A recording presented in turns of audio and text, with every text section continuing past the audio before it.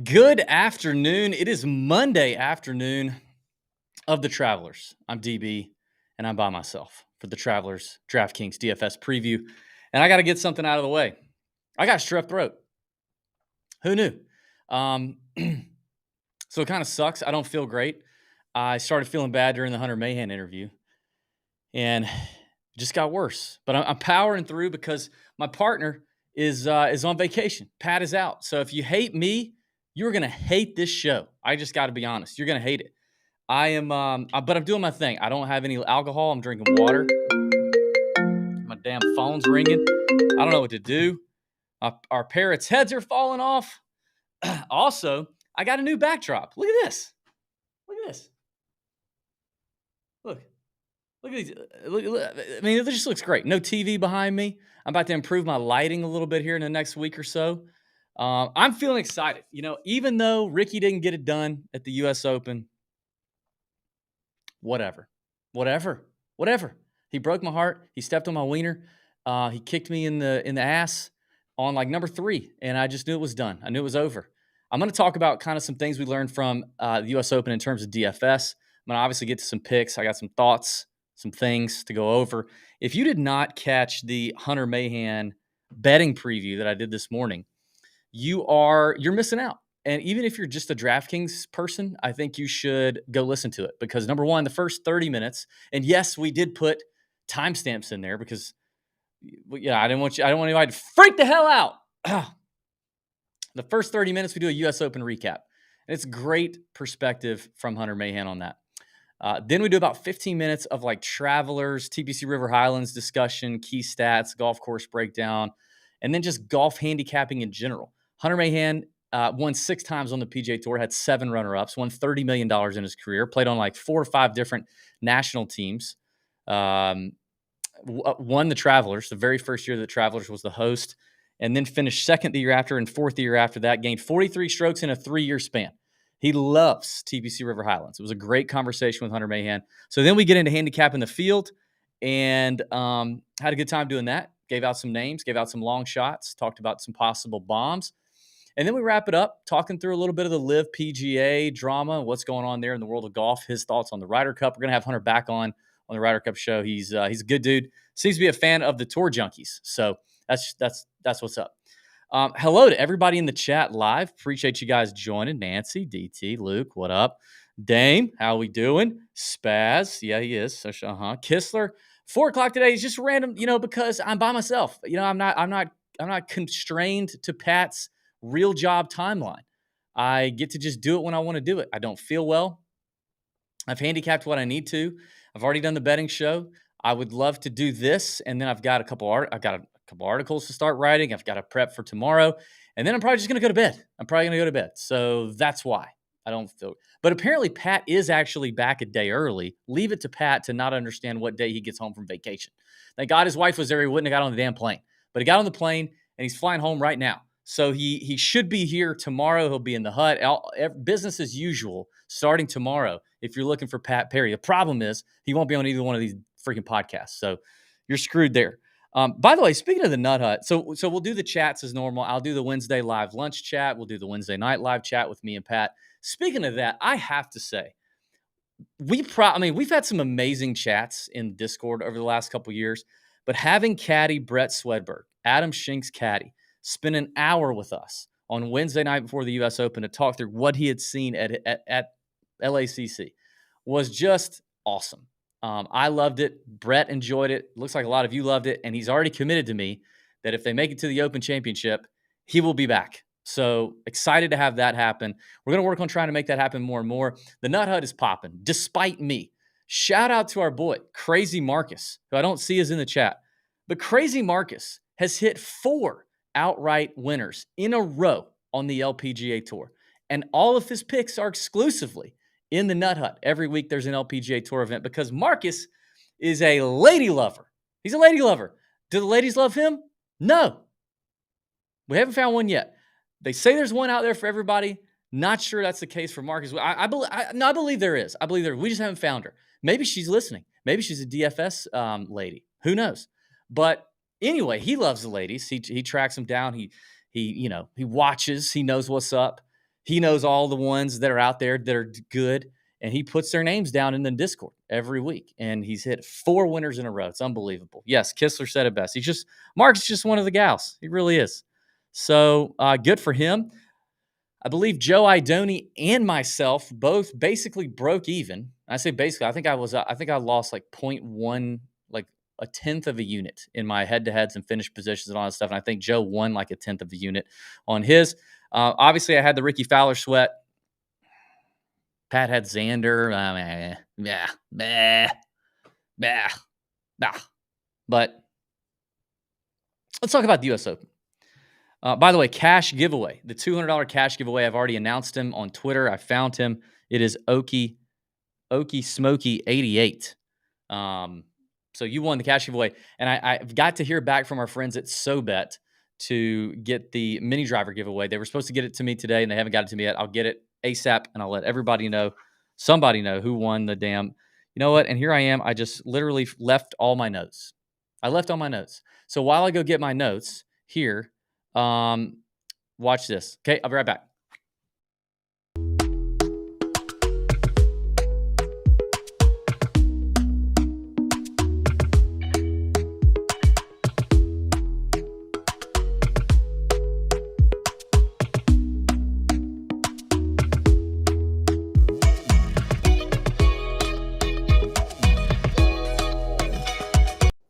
Oh man, and just like that, I am back. Show's off the rails. I don't feel good. I don't have Pat with me. Oh, jeez. Okay. The U.S. Open week. What did we learn from a DFS standpoint? First of all, Wyndham Clark. Okay? Wyndham Clark. Fantastic player. Love the guy. Really do. Had none of him. And yes, I see our boy DT is in the chat. Talked to me and Joe Idoni in the chat Wednesday night about Wyndham Clark. There's a couple other sharp players in the hut talking about Wyndham Clark Wednesday night. I'm out of breath. Had to run up and down the stairs. And listen, I am going to totally throw Joe under the bus here. Joe was so anti-Wyndham Clark. I mean, he was. It was shocking. It was shocking. I feel like I played both sides kind of well, because there was one part of my brain that loves Wyndham Clark, okay? I do. I've loved him all year. I've been the one banging the Wyndham Clark drum. He's elevating. He's leveling up. I did the Instagram reel, Monday after he won the Wells Fargo and said he could be the next Max Homa. He could be a top 10 player in the world. He's now number 13. He's won twice in 4 starts. I'm the one that did that. So I had that part of my brain. And then I had the other part of my brain that was like, Wyndham is like mid 7K, approaching chalk. It wasn't like he was going under the radar. He was like 13, 14%, blah, blah, blah. And I was like, yeah, I love Ricky right there. I don't want to eat too much chalk there. I'm just going to pick Ricky. Is Ricky, 40% a better player than Wyndham Clark? Obviously not. No, he's not. No. But I chose the wrong piece of chalk right there. I did. A bunch of people in the Nut Hut did not, and I'm glad. I'm glad. I really am. But Wyndham is that dude. He really is, and I love the guy. Seriously, I really, really like him a lot. Our boy Drew Stoltz. We've talked to him about him, had him on the Better Sports Network the Tuesday after the Wells Fargo Championship. Drew talked about how much he loved him. Like, the guy's a lovable guy. He's got the skills, y'all. He's got it. He is all the way. He could be that dog, okay? He's going to be on a Ryder Cup team, and I'm excited for it. I really am. I think the dude's a stud. Great story. Worked hard. Fought through some demons a little bit. Board member of the WAG committee. Shout out WAG committee in the Nut Hut. Like, he's up there. He's may not be the CEO. We might talk about him later, but he's in the C-suite of the WAG committee. He's in the C-suite. He might be the COO of the WAG committee. It could be that's the case. I want to talk about this. There's a dude, or maybe it's a few dudes, or maybe there could be some girls in there too. I don't know. Called the DFS Daily. and they're pretty cool. If you don't have them, I think you should subscribe to their email. But they send a good Monday weekly recap email, I guess, on like some of the winning DFS lineups. And I think it's good to kind of talk through this because what did we learn? Well, we learned that this was a chalky U.S. Open. If you put in your lineups on Thursday morning, Wednesday night, whatever, you locked them in, and you had Cheeto or chalk dust, not Cheeto dust, maybe you had Cheeto dust. You had chalk dust in your mouth and in your lungs and on your fingernails and on your face because you forgot you had it on there and you wiped your face, or maybe right around, another part of you because you were, and you just had a lot of chalk around. You did really well because it hit, okay? The chalk hit. I'm just looking at some of these winning lineups in the $3 million fantasy golf millionaire on DraftKings. The lineup was Rory, Xander, Fleetwood, Fowler, Clark, English. The only player in a single-digit ownership was English.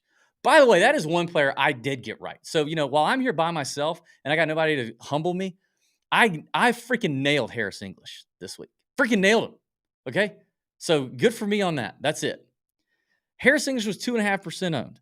Then it was Wyndham at around 12, Fleetwood at 16.6, Rory at 16.2, Xander at 20.8, Fowler at 22.7. That's a lot of chalk to win $1 million, 543 points on DraftKings. The other Millie Maker winner, Scheffler, Rory, Sahith, Fowler, Clark, Sargent. Again, Sargent, the only player in single-digit ownership at 2.5%. By the way, that kid's freaking good. The next lowest one was Sahith at 14.6, Clark at 15.8. Ricky was 31.1, and Rory and Scheffler were both 25 apiece. Okay? In the Mega Snowman. That's for them big dollars. If you're like, man, I don't even know what a Mega Snowman contest is. It's because you broke, homie. It's because you broke. That's okay. That's okay. McLovin, who y'all know and fucking hate, not personally, but just because he's really good at DFS and he's taken all our money since 2015. Me personally, I've probably bought McLovin a car. Seriously. Like, I've been playing since 2015, and I've seen this MFer in contests since 2015. I guarantee you that if you just took my contest entries from 2015 to now, he is riding around in probably, I'm gonna say like a Altima. Like a Nissan Altima is about what I could get McLovin. I'm not, I haven't given him enough to be in the like high roll, like a luxury car, but it's like a nice sedan, a decent sedan. That's what I've bought McLovin.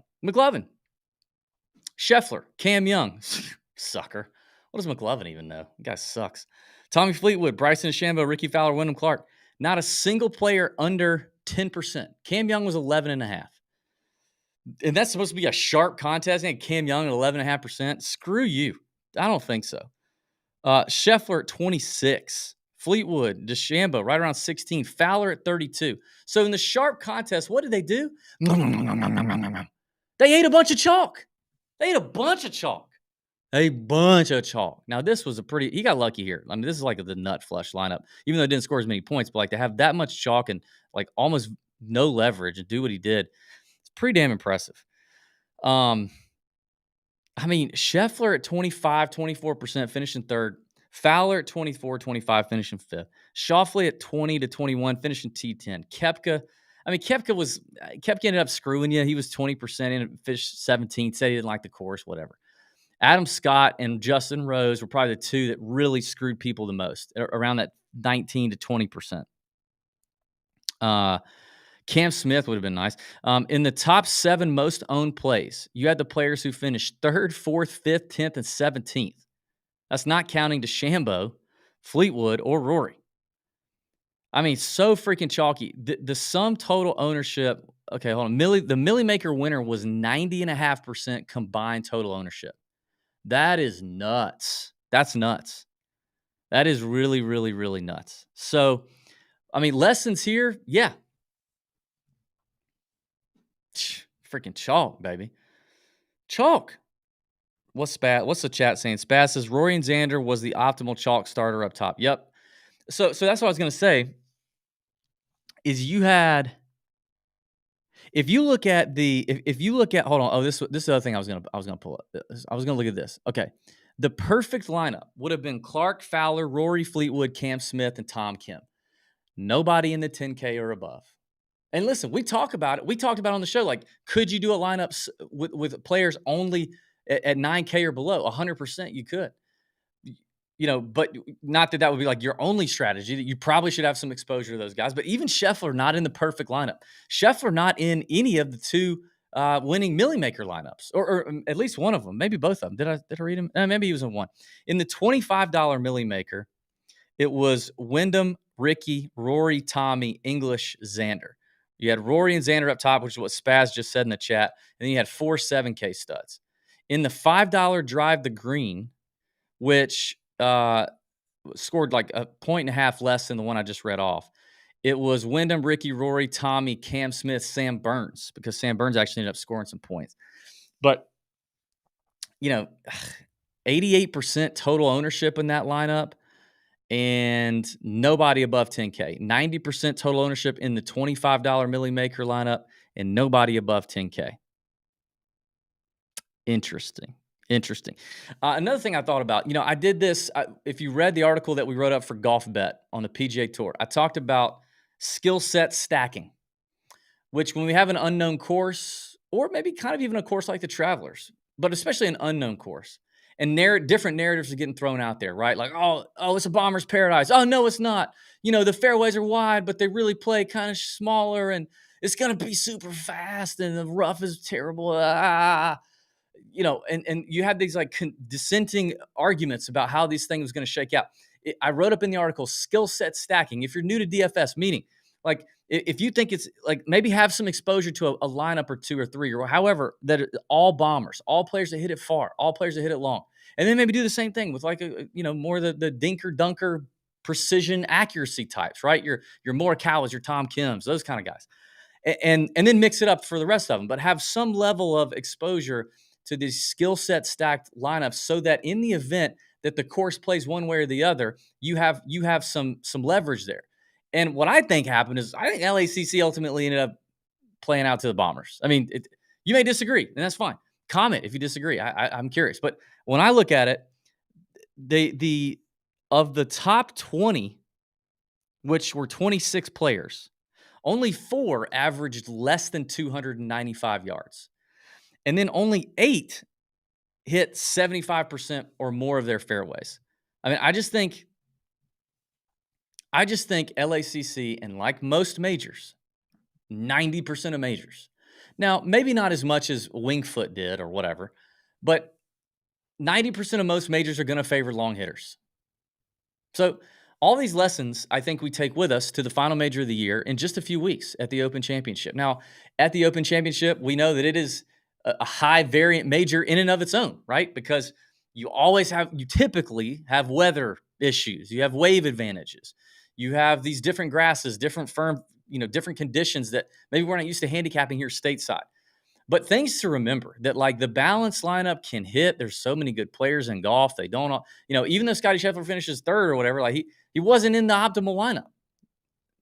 Right. And sometimes we don't think about that. Like sometimes we just go, oh, if he finishes in the top 5, he returns the value. But you're not really accounting for what you have to do with paying up for Scottie Scheffler, right? So, and then what that does to your lineup, and is that optimal or not?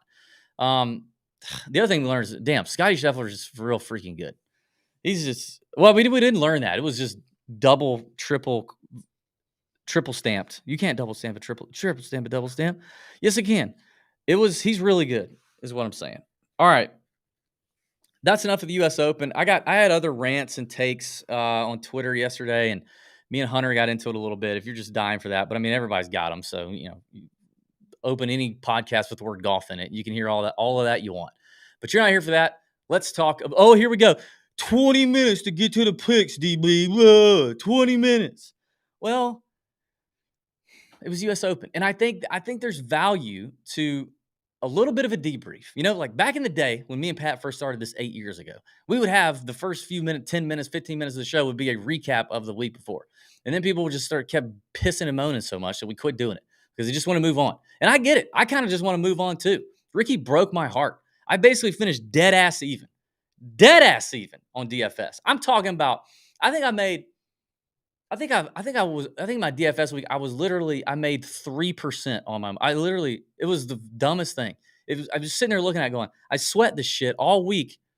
I was just labor over lineups, and I make 3% more than I put in. Which, hey, listen, that's a win. Hell, most people, even the best and brightest, and I'm not in that group, lose a lot in DFS. You don't see it. You only see the screenshots when they win. You only hear about it when they win. They only do the world tour and the victory lap and when they win, i.e. Pat Perry last year at the US Open or PGA or whatever it was. But so I'm not saying a break even is a bad thing, but I'm just saying, like, it was a frustrating week to not have Ricky close the door, to still be drawing dead on my outright since the match play. It was a frustrating week, even though I like Wyndham. And I'm also mad that I missed Wyndham for the second win. I was pissed I missed him at the Wells. I was pissed. And honestly, he was in my he popped in the model. He did. I looked at him all week. I think I even said that talking about DT and Joe Idoni in the chat Wednesday night. I think I even said, yeah, he's in my model. He's like 15th in the model. You can't get you don't get to them all. But I think a debrief after a major, because we tend to put more emphasis in the majors, we tend to put more money out there in the majors and expose more of our bankroll in the majors. We care more in the majors. You know, I think a little debrief like that is sometimes helpful. And I don't have Pat eating up all this other time, so I can just say whatever I want. And that's it. Your player, Hank, really led last week. Okay, I don't know what that. John, you're right. I mean, my boy Hank, listen, Hank's a good friend of ours. We love Hank. He was very gracious for coming on the show and talking to us about LACC. He did struggle. He struggled. The community throwing in, loose change to I think it was like, I don't know, 150 to 1 or 200 to 1 first round leader was dead after the first hole when he double bogeyed 10, his first hole of the day. But, you live and learn. All right, let's move on. 9K and above on DraftKings. Good Lord. Like, there's so many questions, so many things we could get to here. I talked a lot with Hunter about the idea of coming from the West Coast, coming all the way to the East Coast, to Cromwell, Connecticut. After, maybe you played all 4 rounds, maybe you missed the cut, whatever. Most of the guys up here did end up playing all 4 rounds. How grueling would it be? And Hunter had some great things to say about it. Great things. So I encourage you again to check out that show. I think Scheffler. I think I'm just gonna go whoop and just do this. Homer Simpson into the bushes. Scheffler. Like I don't love it. I feel like everybody's gonna look at me weird. I think I'm just gonna not play him this week. I think this is 6 out of the last 7 weeks he will have played golf. Grueling U.S. Open, and Hunter said it nicely. He said, when you're in contention that regularly, that many consecutive weeks, it is grueling. And at some point, that has to catch up to you, right? And it may not be this week. Lord knows if it'll ever stop with Scheffler. Eventually, it will. But I think these guys are looking ahead to some weeks off because they got a few weeks off. No more elevated events. I think you got Rocket Mortgage, John Deere. They're going to get to maybe some of them will play in the Genesis Scottish and then the Open. I think there could be a look ahead to some weeks off, slight letdown here. That's all I'm saying. Might mean the letdown is he finishes 9th. Okay, but I think I'm out. Rory, he's played here. He's done well here a couple times. Seemingly, it could be a course he could totally overpower. I just wonder about Rory. It's starting to get to the point where I wonder about Rory in anything but a major at this point. I just don't feel awesome about it. And it's another mentally, emotionally grueling weekend and the travel and all that stuff. I don't know. I think I'm out. Rahm is interesting. Rahm could be a heck of a pivot. He's a guy who hasn't chosen to play here. That's my thing. And I talked to Hunter about that, and he agreed. With these elevated events coming both before and after majors, and you're kind of forcing the biggest names in the world who have had a chance to draw up their own schedules now for so many years, you're kind of forcing them to show up either before or after. Do they make a habit of showing up before or after majors when there were years and when there wasn't elevated events that they were mandated to go on? Because I think that's telling. And Rahm has made it a point to not come here, despite the Travelers being notorious to treat their players so well, to treat the caddies so well. I mean, everyone we talk to loves the Travelers. But Rahm's never made it a point to be here. Doesn't want to play here after the U.S. Open. That's a little concerning. He only played here in 2020, but it was a COVID year. Everything was weird. Everything was thrown into a tailspin. So I think that is a little concerning. And it could be something that maybe pulls people off of Rahm. Are we going to get a low-owned Rahm? Yeah, I mean, and if we do, I will gladly play a low-owned Jon Rahm. I think that the only name in this entire 9K, 10K, 11K Scotty Scheffler range that I am not playing is Scotty. That's it. I'm open to playing anyone else. I think I'm just going to pass on Scotty. Then you have the Disgusting Brothers, who are disgusting in a couple of ways. Sometimes good, sometimes bad. Xander and Cantlay are, frankly, they're just walking letdowns at majors in terms of actually winning.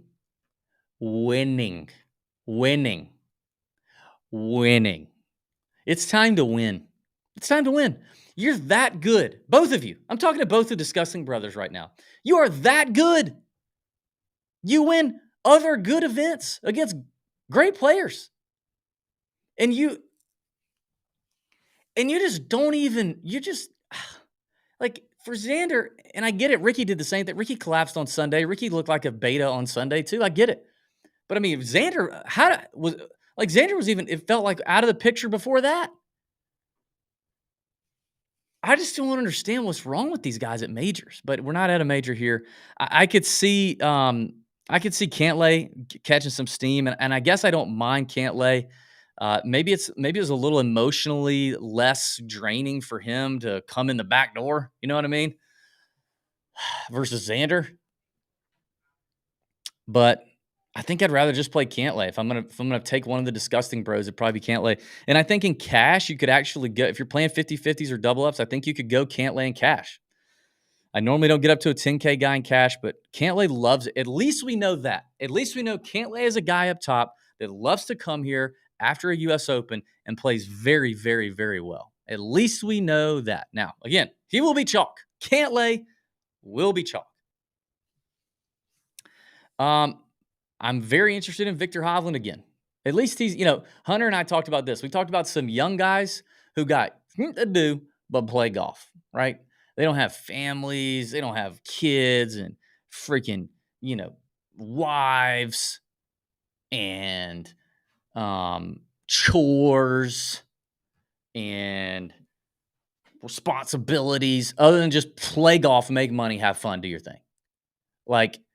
And there's something to be said for that, I think, with Victor Hovland. He's still just a freaking ball striking stud. And I could see myself wanting some Vic at 9,900. Finau, no, I don't think so. I actually don't think so. Maybe it's Finau and Scotty that I'm out on. I'm so glad I faded Finau last week because I don't remember the last major I faded Finau. I don't even remember. I don't remember the last. God, it may have been never. I don't even remember. I don't remember if I've ever done it. But I did it, and dang it, it felt good. It felt good. It felt great. He had that one little hot 9 or whatever. Where everybody's like, "Oh, here he comes!" And I was like, "How am I gonna miss it?" And then he just Finau again. So I think I'm just still gonna not do it. So and that's that. Morikawa is intriguing. I talked about him in the hut. He was starting to pop to me on Wednesday night. I played him. Played well. Back spasms, whatever. Not worried about it. Irons are great. This course is going to be better for him than LACC. Accuracy type course.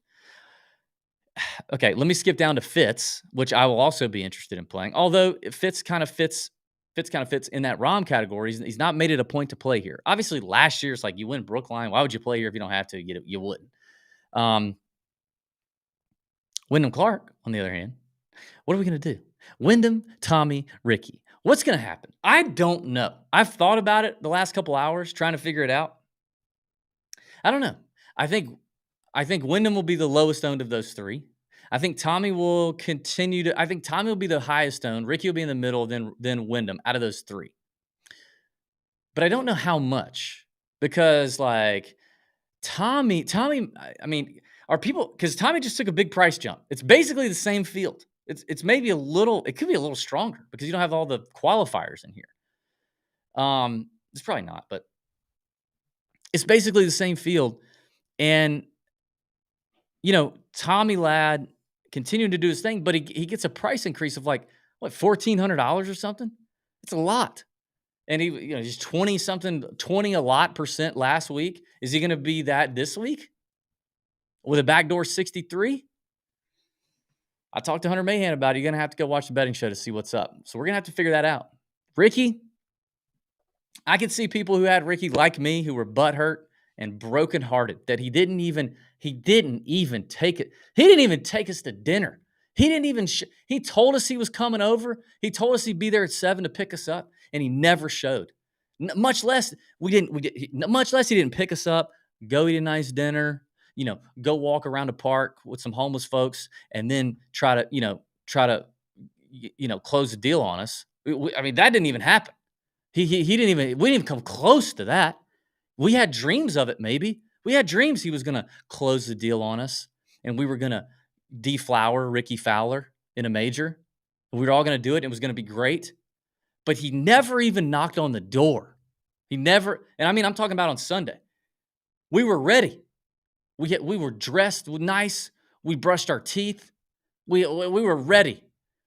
We didn't even get to dinner. We didn't even get a free meal out of it. When he didn't birdie number 1, I was like, oh, this is over. And then he just sucked. And will that stick with people who played Ricky at a high clip last week? And then will they be mad about it? I think they'll be more mad about Ricky than they will be about Tommy. Even though they basically finished in the same spot. I think if they're both owned at like this 25 to 30% range, depending on the contest you played in, and they both basically finished the same, I think more people are going to bounce off of Ricky because they're just hurt and they're just like disappointed. When Tommy Ladd just backdoored it and shot the 63. Those three are going to be interesting. Listen, Wednesday night, you get to Wyndham Clark, projected ownership, and it's like 8%. 8%. And,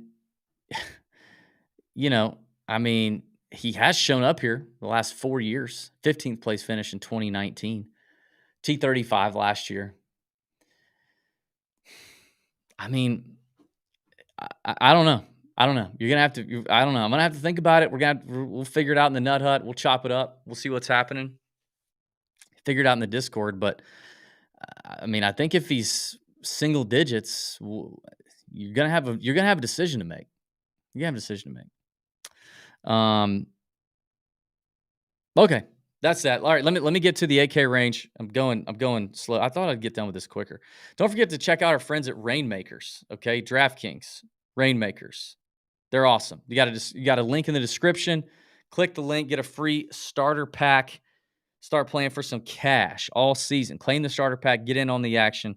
Spend $5 and get a free booster when you use our link in the description of the podcast.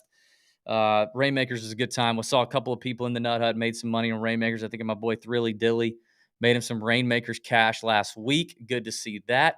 It's a lot of fun. Give it a shot. Try it out. It's good stuff. Reignmakers, DraftKings, doing the dang thing. Click the link in the description. Support the Tour Junkies and do that. All right, 8K range. This range is this was kind of, at first glance, you're kind of like, I don't know. I don't know if I like it. It kind of starts out with two guys who hurt some feelings, but then made it all right again because they were hammered on social media, drinking rosé, giving takes. Sounds like Pat and his brother, except they're good at golf, and Pat and his brother aren't. Remember, here's what we learned.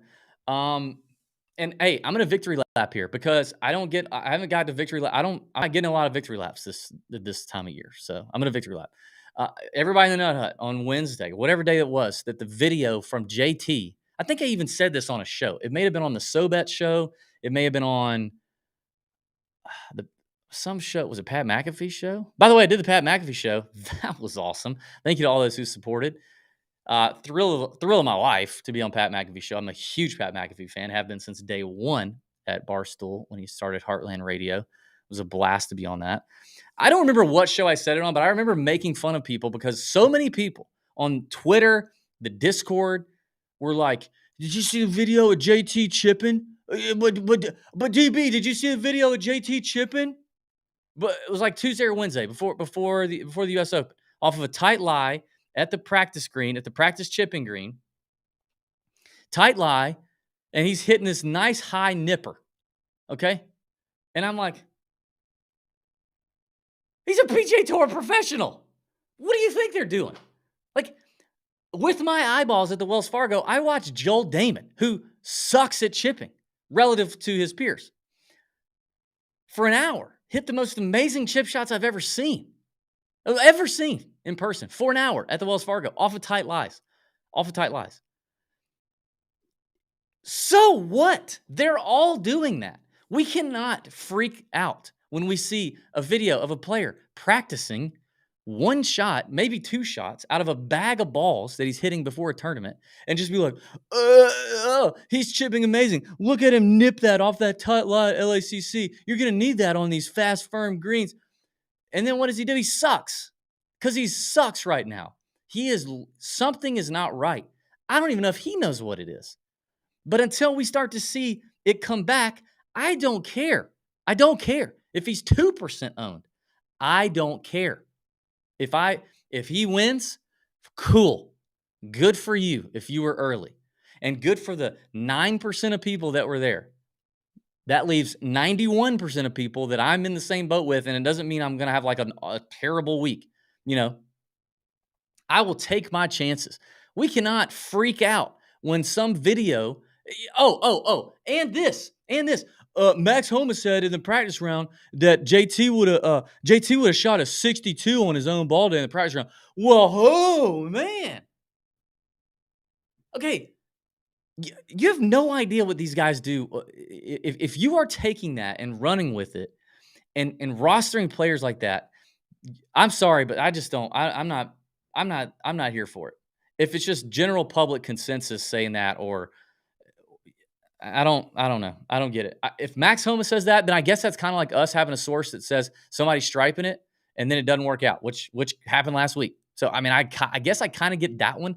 But the chipping video is the dumbest thing I've ever seen. Just the dumbest thing I've ever seen. Who knows if Max Homa's even being honest? What if he's just lying? Just like being funny? What if him and JT had a laugh about it in the fairway? I'm going to tell everybody he shot at 62 and he shot at 81. What if that happened? I don't know. I'm not playing JT. I could be talked into Max Homa, which I know everybody's surprised by. But at least with Homa, we're seeing, top 10s at Wells Fargo and Colonial. Putting is going well for him. The irons seem to have dropped off, but at least he's gaining strokes the last two events with the irons. Just didn't scramble very well at the US Open. At least we're seeing something. So if he's super low, like, let's see what he did. Round one, Homa. Actually, round one, he shot 2 under. I forgot about that. Gained strokes everywhere. Round two, he gained strokes off the tee and on approach, lost 3.8 around the greens. That is not like Max Homa. So I think that miscut is different from other miscuts. And for that reason, if Homa is overlooked, I don't mind playing Max Homa. I don't know that I love, I don't see him like new baby. Life is looking different. I don't know if I see him super amped to come win the TPC, the Travelers, but 8,900, I don't necessarily need him to. It's nice leverage if I get it. I could be talked into it. Sung Jae, I think I'm out on as well. It doesn't seem like too far off for Sung Jae, but it's not close enough for me. Hideki's an interesting case because now I was on Hideki I've been on Hideki like all freaking year, and I'm not hopping off. He putted atrociously yesterday. Atrocious. I think he led the field in approach. He gained 8.6 strokes on approach. I haven't seen anyone gain that much on approach. Let me just pull it up. Who led the field? Yeah, he led the field. No, that was round 4. Okay. Yeah, he led the field in strokes gained approach. Sebastian Munoz, Jordan Smith, Tom Kim, Tommy Fleetwood, Gary Woodland, the guys behind him. He was terrible on the greens, especially Sunday. What's interesting is he has chosen to never play here in his entire career, like ever, which is saying something. But dang it, he's hot. And the difference between him and a guy like Rahm, who's not really chosen to play here very much either, although more than Hideki, is you got to pay $2,200 more for John Rahm. And I don't know. I'm interested to see where Hideki falls in terms of ownership. He may be a cash consideration, honestly. I think he could be chalk, though. I think he could. One guy that I'm not sure how people are going to go is Jason Day. Like, Jason Day is going to be a good chalk. I'm interested to see in the chat, too, like your comments. Will Jason Day be chalk? Because Jason Day, obviously good course history here. Course history tends to lead a lot of chalk along with like outright odds and stuff like that. But for him to do what he did and finish 9 over, and I had him everywhere. I had him in DFS. I had him on my betting card. I think I had a finish position bet on him. He was terrible. Shot 3 over round 1. For the event, lost a little bit off the tee, lost a lot with his irons, gained a little bit around the greens, and lost strokes putting. Not good. But he's got the course history here, and he's not at a bad price, and he just won. What are people going to do with Jason Day? I think he will be an interesting move in DFS. I could see him being on the line. I could see him being a borderline chalk player, borderline. It's not really chalk. Like, I could see him just kind of. He's not going to go under the radar after the miscut because of the record, but I could see him being right there on the edge, maybe. Okay, continuing down the 8K range. Cam Young, nope. Still no. Still not. Nope. No, thank you. Sahith. I love Sahith. Talked about him with Hunter Mahan. Bet him this morning at like 60 or 50 to 1. What do we get him at? We got him at 50 to 1 with Hunter Mahan. I mean, a young guy with nothing to do but keep playing golf. And West Coast to East Coast, okay, well, he can recover. He's young. He's got vitality, That's like that's something I hear young people have. And runner-up here last year. I think it's an interesting course for Sahith to have a runner-up on. Like, if you just said, hey, name a course that Sahith would have a runner-up on, this might not be one of the first ones I would come up with. But interesting to see it happen. Played okay last week, T27. For the week, lost some strokes off the tee, which I'm sure was led to accuracy. He hit 54. He had 54% of his fairways. Not ideal, but he was up top. I mean, he was among some of the better iron players in the field. Gained around the green, gained putting. That's what he's going to do. I like Sahith. Now, do we like a chalky Sahith? That's a good question, because the DFS community loves him some Sahith. We do. We just do. We love him. My wife loves him. I mean, like, literally, we love him. With his runner-up finish and his good form and an average price at $8,300, are you willing to get some Sahith chalk on your fingers and your mouth and on your paper and on your keyboard as you put him in all your DraftKings lineups?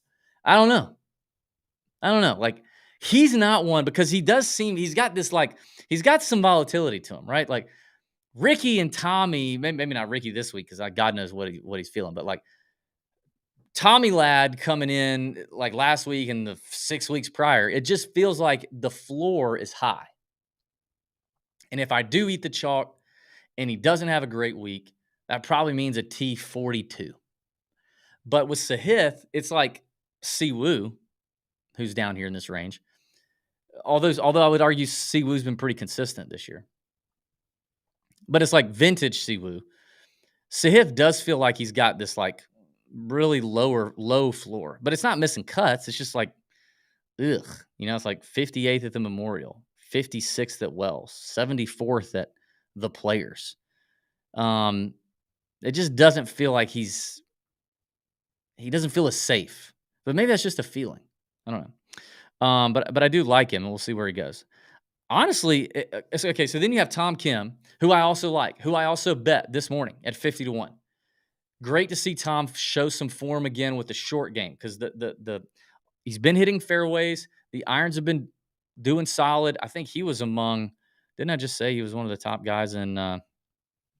Yeah, he was fourth in the field in approach play this week. But the short game has been bad. Good to see that come around. Very interesting. Short course, high. I don't think you have to be a good putter to win here. Russell Knox has won here. I don't think you have to be a good putter. Is Xander all that good of a putter? I don't know. I guess he is, but he doesn't feel like one. Spieth won here when he was a good putter.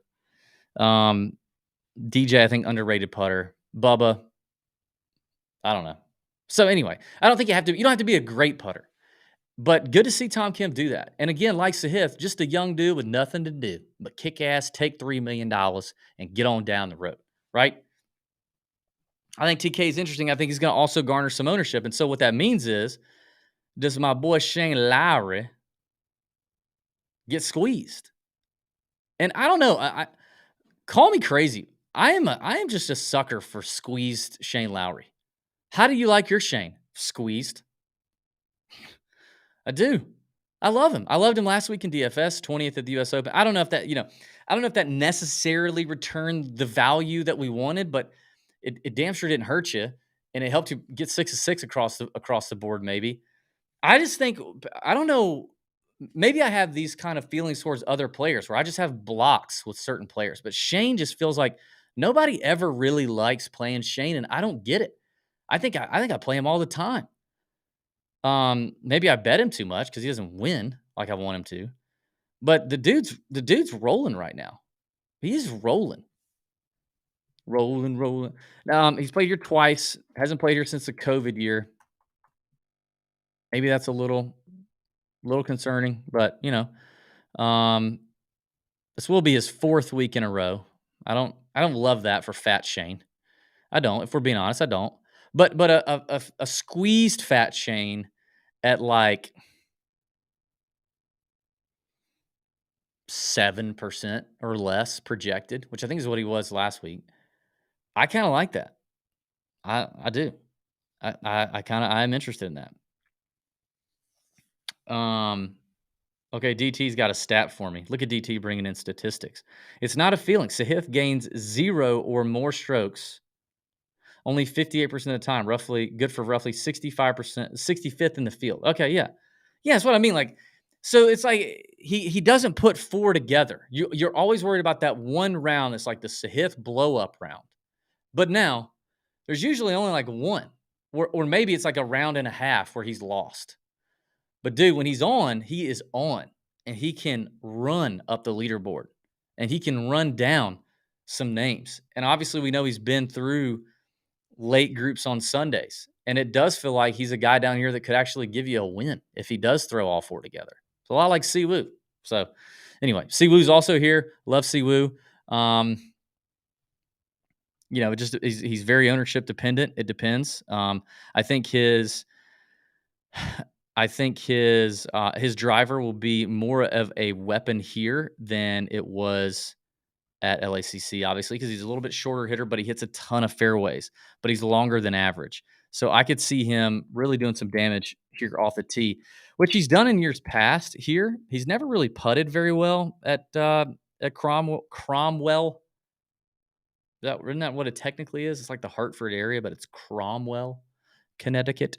He's got 3 missed cuts, and he's got an 11th, a 26th, and a 25th here. I mean, it's prototypical Siwoo. But he has played here every year since 2016, with the exception of 2017.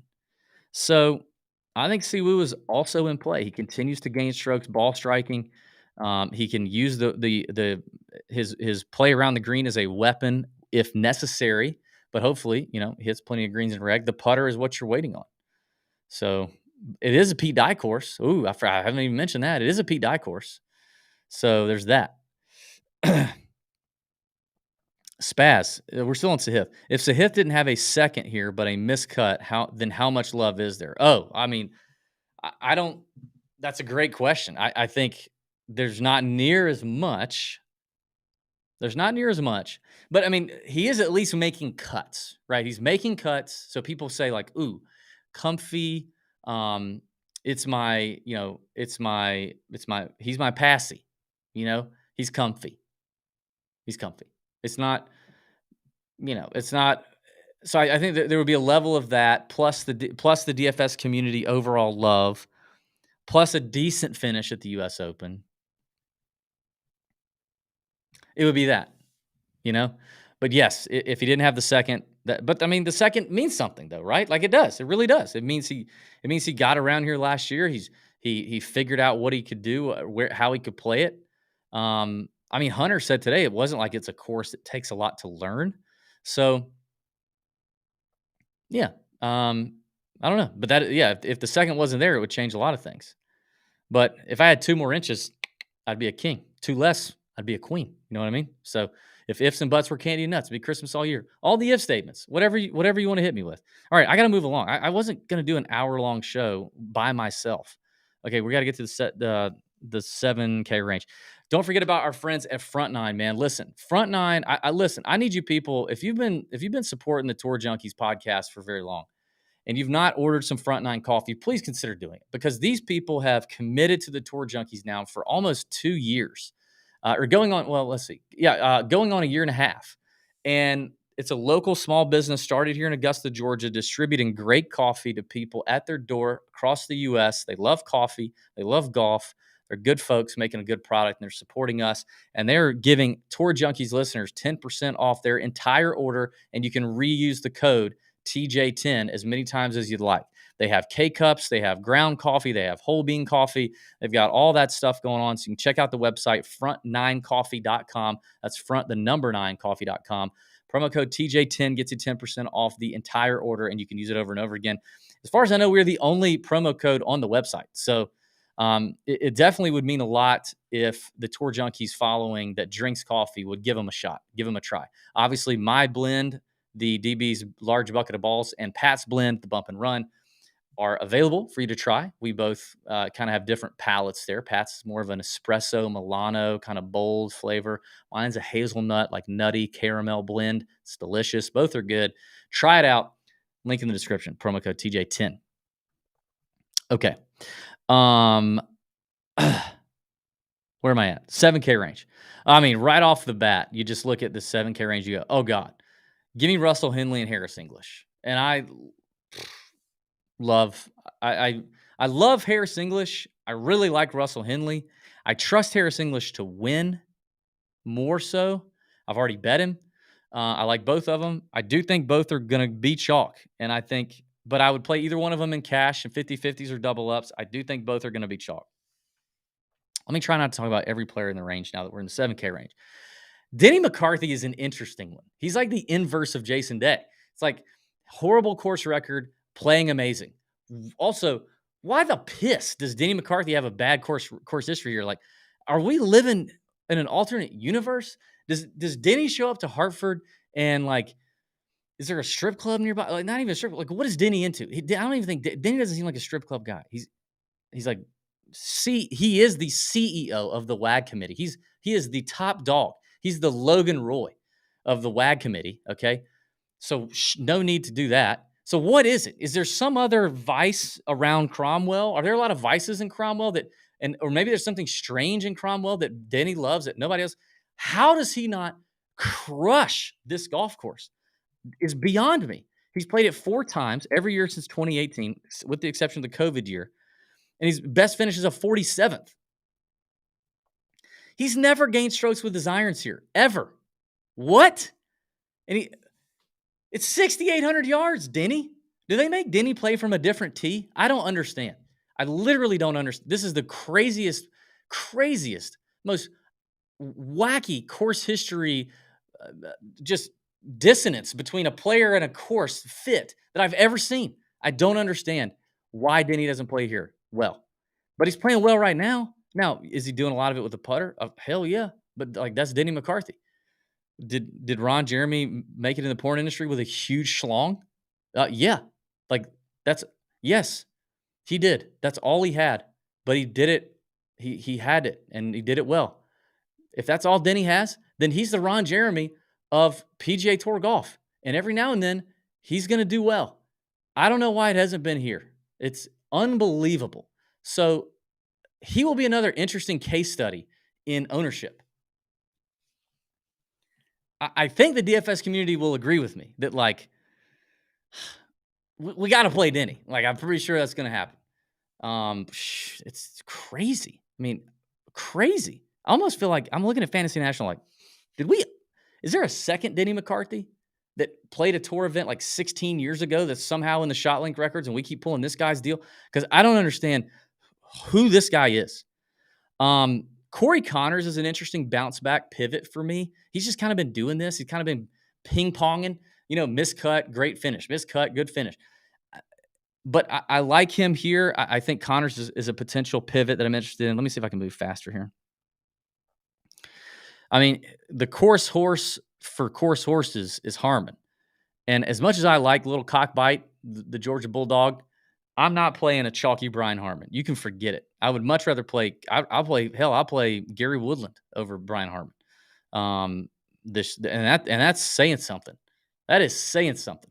I'm not playing a chalky Brian Harmon. If you want to play him in cash, okay. I don't feel great about that either. He just doesn't feel like he's still all the way there. He's coming around, but he's not all the way there. Jaeger's here and interesting. Didn't play in the U.S. Open. He's been playing well. He's definitely got the game. Seems like he's elevated a little bit. Not to like a Wyndham Clark level, but he seems like he's a better version of Stefan Jaeger. Ben On is my boy. By the way, if you're watching on YouTube, I got the Ben On hat delivery. He sent me the CJ Cup. Now I said, dude, help me get a CJ Cup. I want not a CJ Cup, but a CJ Logistics hat. You can't buy one anywhere. Send me one. Well, I thought he was going to send me like one that I could wear. No, he sent me his hat. This has got his name embroidered on it. Also, I don't know if you guys have ever seen Ben On, but his head is huge. I mean, I can tuck my ears in this dang thing. Like, Ben, if you're watching, like, send me. This is very sweet. Can I have do they make adjustable CJ hats? Or at least one that's like not a 8 1/4 or whatever this is. God love him. Love Ben On. May not be the best course fit for him, but I like him. Ludwig Aberg is here. Everybody's going to continue to love Ludwig, which I understand. However, I love Chris Gotterup too, right? But okay, 6,800-yard course. It has been overpowered by a few names in the past. I'm not saying bombers can't win here. All types can win here. It's just like when you got a guy who we've seen very little of on the PGA Tour, even though he's a stud. Yes, Aberg is a stud. If he's chalky, why not pivot to Aaron Rai, who's also playing very, very well, who's played here before, who's hitting a ass ton of fairways, whose irons are dialed? Like, why not just do that? So if Aberg is like 10%, 11%, 12, maybe more, I don't think he's going to be more, but Rai is like 6, I'm playing Aaron Rai. And I think that's probably the move. Eric Cole is playing again. Newsflash. Hey, Eric Cole's playing. Yep, Eric Cole is playing. And also, in other news, I said nudes. In other news, the sky's blue, birds are chirping. And if you didn't know, because Azinger and Hicks told us 40 times last night, Wyndham Clark saw Ricky Fowler's putter at an event a while back, loved it, and got one made for himself. And that's what he did to beat his own ass, Ricky's ass in the U.S. Open. Anyway, Eric Cole's playing again. It's like the 9th or 10th or 11th or 12th or 13th or 14th week in a row. It's unbelievable. The guy is still a stick, though. And we kind of started talking about how this could favor a draw, which Eric hits. I'm a little interested. Eckroat is also there. Eckroat is riding strong right now, and I love it. Had him on the show in the fall, talked to him a good bit, messaged with him back and forth a little bit on Instagram from time to time. Good dude. Also a member of the Wagstaff, and seemingly really, really, really feeling himself right now. I also like that he had a break between Memorial and U.S. Open, so he's not playing this. He's a little bit more rested, even though U.S. Open's a grind. But I like it. I think Eckroat is kind of a weapon, so he's going to be interesting. He's not going to go under the radar, though. If you think you're going to get Eckroat under the radar, you're not. He will not go under the radar. So again, pivots in there. I think Aaron Rye might get a little squeeze. KH has got the history, but those irons the last couple of events I do not like. Putnam is interesting. Like, he's a guy that people like and they talk about and just never get to. Like last week, Putnam was getting all this chatter. People ask me, is Putnam steaming? All that. Putnam's 3%. Like, because at the end of the day, no one likes to click Andrew Putnam. Nobody. Keith Sweat. Nobody, baby. Nobody likes to click Andrew Putnam. But Putnam's kind of Putnam be popping, Putnam be popping. It's just how it is. He's played here the last 3 years: 46th, 13th, 57th. He's a short knocker off the tee that hits a ton of fairways. His baseline for off the tee strokes gained is going to move up because everybody's hitting it shorter and the average driving distance drops considerably. I think that's going to help him. That's going to then tee him up for better approach opportunities. He hits his mid and short irons quite well. He's got a great short game. I think Putnam is definitely in play. I think Putnam at 7,200 has top 15 upside here, even in the elevated event. I mean, didn't he just do that? I mean, hasn't he done that this year? Let me look. Yeah, 5th at the Memorial. I mean, geez. Like, he can pop. Putnam be popping sometimes. Seabez, Justin Suh, Brendan Todd, Adam Schenk, Sepp Straka, Brandon Wu, Thomas Dietrich, Sam Bennett. Those are all CT Pan, Nate Lashley, Joseph Bramlett. Those are all names I like. Similar to last week, this like 72 to 7K range, I like a lot. There's a lot of names in here I really like. So got to narrow those down. Got to figure that out. But I don't have it figured out right now. So stay tuned. Stay tuned for Sleepers videos. Stay tuned for Discord, all that good stuff. 6K range. Let me just run through this real quick. 6K range. The names that I like the most are Mark Hubbard. How could you not? Dude's leveled up. He's confident. Had a week off last week. Love Mark Hubbard. He's gonna be popular. He will be popular. Lee Hodges might be. Lee's not gonna go undervalued.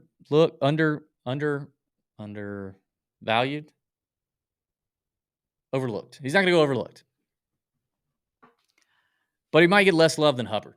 And I could see him being a possible pivot. Apparently, Doug Gim is playing good again, which is weird. I still don't know if I believe it. I've just never been a Gim guy. Weird. I've just never been a Gim guy. I can't. So I don't know. I noticed it today. I was like, oh, wow, look at Gim. But I don't know if I want it. Sam Stevens. I like the upside for Sam Stevens down here. I think dude's been playing really well. Made the cut at the U.S. Open again. Irons have been dialed. I think the guy's got like a little bit of a killer in him potentially that we just haven't quite seen all the way yet. That's what I hear. So Sam Stevens is interesting. Shez Reavie, former winner here, been playing well.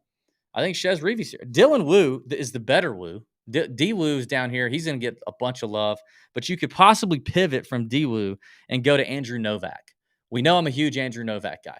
Andrew Novak's had some popped, so he's been popping a couple of events, right? He's been interesting. So I kind of think Novak could be in play. And then shout out to our boy Skyhook DFS. Good dude. Very nice guy. Let me pull up. He brought up this kid, and I knew this kid existed. I think he plays for Virginia.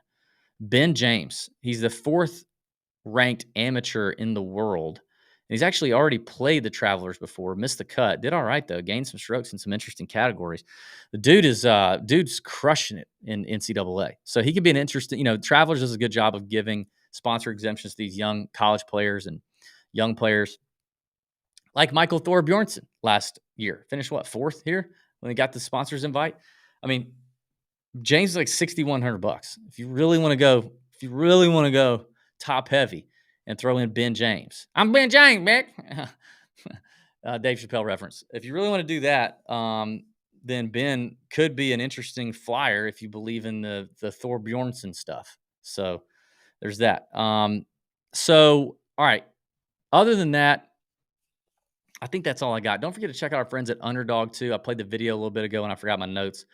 Underdog, great place to play, pick 'em, to play best ball, daily drafts, and golf. You can do that every single round. Those are a lot of fun.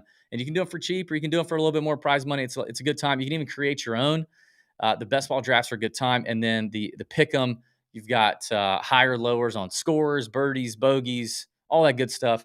Rivals you can pick between. They're available for download and legal use in most states. If you can play DFS, chances are you can play underdog. So check that out. The link is in the description. Promo code is Junkies, not TJ, Junkies, to get you 100% off deposit match up to $100. My throat hurts. I don't feel great. We powered through. It was a good show. I can't believe I just went for an hour and 5 minutes by myself. That's not going to be good for the. I didn't make any fans. I didn't make any additional fans. If I'd have done this in like 20 minutes, I might have flipped some people. I might have flipped some of the independent voters to possibly Team DB, but going an hour and 5 minutes, absolutely not. They're going to rail me in the comments, and I welcome it. Please, I welcome it. All right. Thank you. Thank you. May your screens be green. Let's have a great week. See you in the Nut Hut. See you out there. Just see you.